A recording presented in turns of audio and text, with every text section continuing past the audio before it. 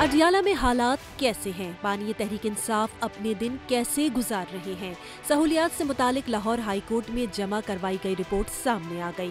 Report के मुताबिक बानी पीटीआई को 7 सेल पर मुश्तमिल सिक्योरिटी वार्ड में रखा गया है। सिक्योरिटी वार्ड में 35 अफराद रह सकते हैं।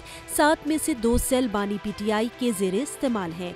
बकिया 5 सेल सिक्योरिटी की वजूहात की बिना पर बंद रखे गए हैं। इन सेल्स के सहन को बानी पीटीआई चहकदमी के लिए इस्तेमाल करते हैं। बानी पीटीआई के वार्ड की हिफाजत के लिए पेशावर तरबियत याफ्ता अफराद मामूर हैं। अडियाला जेल में 10 कैदियों पर 1 एहलकार तैनात है। ताहम बानी पीटीआई के लिए 15 एहलकार तैनात हैं।